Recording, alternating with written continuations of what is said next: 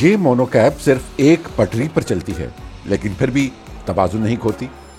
یہ جرمنی میں تازہ ترین ہائپ بن چکی ہے. یہ ٹیکسی اور ٹرین کا بہترین امتزاج ہے. کیا آئندہ برسوں میں ہم ہر جگہ مونوکیبز دیکھیں گے؟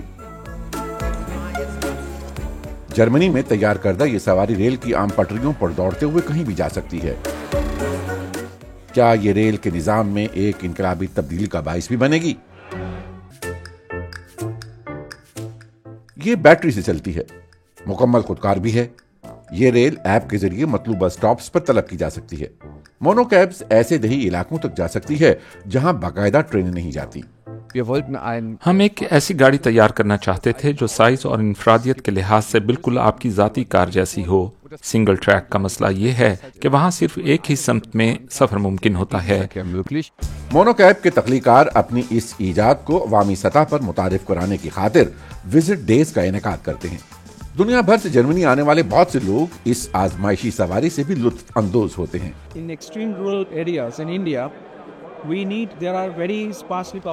بھارت کے انتہائی دیہی علاقوں میں چھوٹے چھوٹے گاؤں دور دراز واقع ہیں.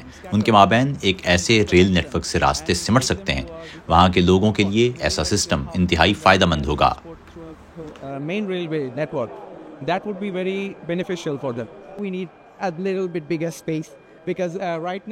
ہمیں کچھ زیادہ جگہ درکار ہوگی. یہ کیب کچھ چھوٹی ہے، اس میں صرف 3 سے 4 افراد بیٹھ سکتے ہیں. اگر ہم اس کا سائز بڑا کر سکیں تو یہ اور بہتر ہوگا.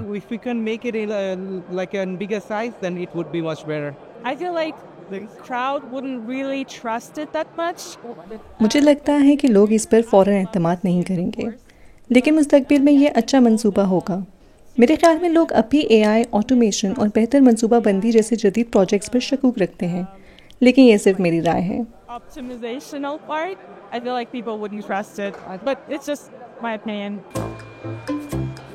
کیا لوگ اس نئے طرز سفر کو اپنانے کے لیے تیار ہیں؟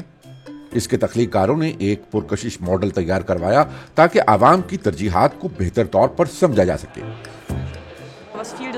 سب سے زیادہ زیر بحث پہلو حفاظت ہے، کیونکہ یہ ریل کچھ چھوٹی ہے، بالخصوص جب مسافر ایک دوسرے سے اجنبی ہوں. اگر وہ کسی وجہ سے جارحانہ رویہ اختیار کریں، خاص طور پر ان ویران راستوں پر جہاں مونو کیب چلائی جائے گی، تو یہ بات لوگوں کو پریشان کر سکتی ہے.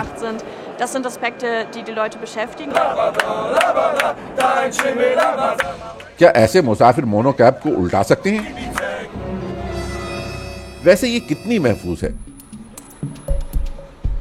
اس چرخی نما آلے کی مدد سے یہ ریل ورٹیکل رہتی ہے اور نیچے نصب ایک وزنی نظام کیبن کو مستحکم رکھتا ہے، بالکل گھومتے ہوئے لٹو کی طرح. یہ گھومنے والی حرکت اسے سیدھا رکھتی ہے. اگر یہ گھومنا بند ہو جائے تو ریل الٹ بھی سکتی ہے. استحکام کا نظام خاص طور پر رول اسٹیبلائزیشن بدترین حالات سے نمٹنے کے لیے ڈیزائن کیا گیا ہے، جیسے کہ ایک طرف بہت وزنی مسافر ہو یا 45 کلومیٹر فی گھنٹہ کی رفتار سے آندھی ہو. اگر کوئی اندر بیٹھ کر گاڑی کو جھٹکے دے تو بھی اسے الٹانا تقریباً ناممکن ہوگا. محض 1.2 میٹر چوڑائی پر اتنی قوت پیدا نہیں ہو سکتی، چاہے اندر فٹ بال کے فینس جشن ہی کیوں نہ منا رہے ہوں.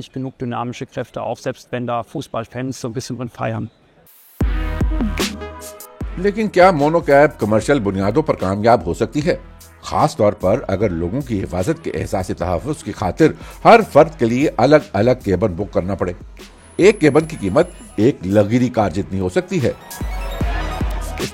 یہ سفر بہت مہنگا نہیں ہونا چاہیے اور اس کی دیکھ بھال، آپریشن اور مرمت بھی سستی ہونی چاہیے. ہمیں اس پر کام کرنا ہوگا. اس لیے جو ٹیم کیبن ڈیزائن کر رہی ہے وہ ان پہلوؤں پر غور کر رہی ہے. ہلکی پھلکی ساخت، تیز پیداوار، مؤثر آپریشن اور صفائی. ہمیں ابھی حل تلاش کرنا ہوں گے. فی الحال صرف ایک پروٹوٹائپ ہی ہے جس پر مسلسل نئے تجربات کیے جا رہے ہیں. ڈیولپرز سرمایہ کاروں کی تلاش میں ہیں تاکہ مونو کیب کو کمرشل مقاصد کے لیے تیار کیا جا سکے. جرمن اس کی کامیابی پر پختہ یقین رکھتے ہیں. حالانکہ سن 1907 میں ایجاد کے بعد سے مونو ریل آج تک کوئی بڑا بریک تھرو حاصل نہیں کر سکی. ऐसे तस्वुरात जो सड़कों या मौजूदा रेलवे नेटवर्क के साथ हम आंगना थे, सब नाकाम हो गए। लेकिन हम रेल की दुनिया में काम कर रहे हैं, इसलिए हमें मकनातीसी ट्रेनों या दीगर मोनो रेल्स की तरह अलहदा बुनियादी ढांचे की जरूरत नहीं।